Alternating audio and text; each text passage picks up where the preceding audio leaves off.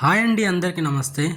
ఈరోజు ఎంతో టేస్టీగా ఉండే గోకరకాయ ఎగ్ ఫ్రై చేసుకుందాము. దీనికోసము గోకరకాయలు ఏంటంటే సైడ్కున్న చిక్కులు తీసేసి నీట్గా కడిగి చిన్న చిన్న ముక్కలు కట్ చేసుకొని వాటర్ వేసుకొని ఒక 5 నిమిషాలు ఉడికించుకుందాం. మరీ మెత్తగా ఉడికించుకోకండి, వాటర్ కొద్దిగా తక్కువ పోసుకొని ఉడికించుకోండి, దాంట్లో ఉండే విటమిన్స్ పోకుండా. కూర కోసం ఒక పెద్ద ఆనియన్, 2 పచ్చిమిర్చి, కొద్దిగా కరివేపాకు. ఫస్ట్ కడాయి పెట్టుకొని ఆయిల్ వేసుకొని కరివేపాకు, పచ్చిమిర్చి వేసేసుకున్నాం. ఆనియన్స్ ఇవి కొద్దిగా మగ్గిన తర్వాత దీంట్లో పసుపు, అల్లం వెల్లిగడ్డ పేస్ట్ వేసుకుందామండి. సో ఈ ముందుండే ప్రాసెస్ అన్ని కూరలకు ఒకటేలా ఉంటుందండి, మీరు గమనించవచ్చు.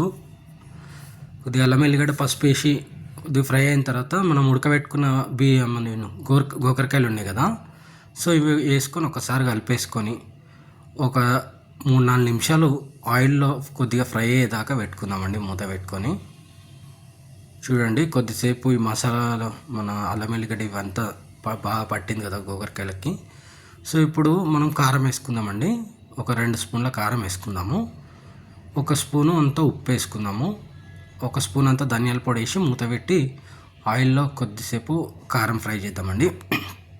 సో ఒకసారి కలిపేసుకొని మనకు గోకరకాయల నుంచి ఆయిల్ సపరేట్ అయ్యేదాకా చిన్న మంట మీద ఉడికించుదాం. చూడండి, ఆయిల్ సపరేట్ అయింది కదా. ఇప్పుడు గోకరకాయలంతా ఒక సైడ్కి అనుకొని మధ్యలో ఒక 4 గుడ్లు పగలగొట్టేసుకుందామండి.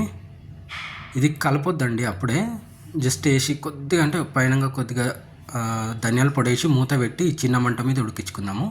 చూడండి, మరీ కలపకండి, జస్ట్ ఆమ్లెట్ టర్న్ చేసినట్టు టర్న్ చేయండి ఒక 5 నిమిషాల తర్వాత. సో మళ్ళీ ఒకసారి మూత పెట్టుకుందాము, రెండో సైడ్ కూడా వేగేయడం. చూడండి, 2 సైడ్స్ బాగా వేగిపోయింది కదా ఎగ్.